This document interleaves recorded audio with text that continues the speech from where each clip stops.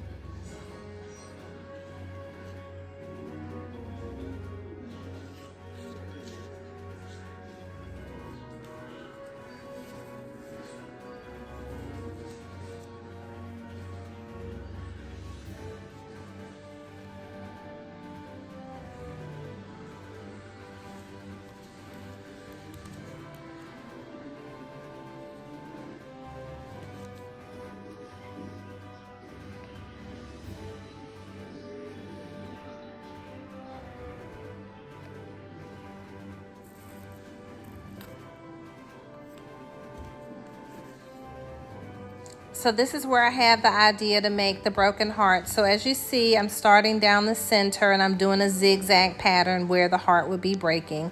You know, like we used to draw in high school and college. Maybe you didn't, but I did. I was always messing around and doodling. And my 15-year-old, when she was little and was in preschool, they would say, can you ask her to stop doodling on her papers? But I'm like, well, she's getting A's. Who cares if she's doodling? But I can honestly say, she got it honestly. My husband and I are artists as well. He used to do painting and everything. I'm not a doodler, though, but I don't know. But I was always drawing stuff. So anyway, here you see me finally realizing I could take the end of my paintbrush and hold it down just so I'd have more control over it. And I also went and got the orange folder so you all could see everything better. So I'm just following the outline of the heart. And what's really cool about this stuff is you can go and add more. You can build it up. I could have covered the whole thing and made it look like clouds, right? If you had an idea for cloud jewelry or something like that. I just feel like you can do so much with this. I feel like I'm going to be able to paint it all these different colors. So I just think this is going to be a trend, right? I think I'm a trendsetter. Anyway, I'm just joking, but I just love it, right? I looked all across the internet for caulk jewelry, didn't see anything. Jewelry made out of silicone caulk, didn't see anything, but I did see where people were using it to make home decor items or Valentine's and Christmas Day decoration, like for fake marshmallows and fake or faux icing and stuff like that. So I just think it's a really cute idea. Now, I don't know if it's toxic or anything like that, but I'm just saying once it dries, you're only going to be wearing it on your ears or on necklaces. You're not going to be eating it, right? So it's also not going to be on the back of the item, so you're not going to be touching your skin with it. So all should be fine. Of course, use precautions, read the directions, see what it says. But I would assume you wouldn't want this near your mouth or your eyes. But it's going to dry hard and it's going to be fine. And think about it. Every time you take a bath and wash your hands and everything else, this stuff's around your bathtub and your shower and you're fine, okay? So now here it is. I'm just going to transfer everything over. I didn't leave the blooper in here where it actually, one of those fell on top of the other one and I had to go and fix it. But I like how it came out looking like frosting, and I also like how it left kind of like webby edges on the outside, which really gives it that barbed wire feel. So I'm not sure if I'm going to do black, if I'm going to do silver, or a mix of those colors. I want to do some reds. So anyway, you all should get some stuff and make it with me. This is part 1. So what we're going to do is we're going to let this dry overnight. And then we're going to come back and we're going to paint and add all the doodads. But I do want to give it 24 full solid hours to dry. So I'm going to be quiet so you can enjoy the rest of the video. Of course, you can skip forward to the end. And then on tomorrow, after everything's dry, we'll do part 2 and we'll begin to design our barbed wire heart jewelry and necklace centerpieces. God bless you guys. Talk to you in the next video.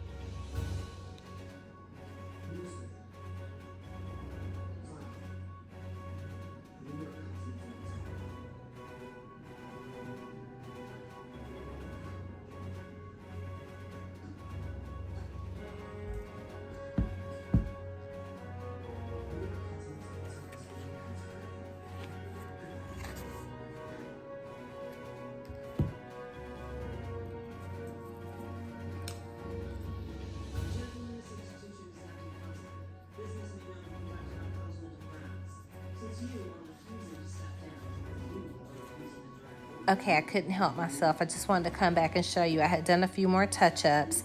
I love how everything's all spiky looking and like barbed wire looking. And so these are going to be so super cute and cool. I can't wait to show you how they turn out. Heck, I can't wait to see how they turn out since I have no clue how the design is going to go. This is just what I envision in my mind. So I'll see you all on part 2. See you soon. Don't forget, give the video a like it, give it a thumbs up, share my page so you can be entered into our drawing for 2 $10 gift cards from the Dollar Tree.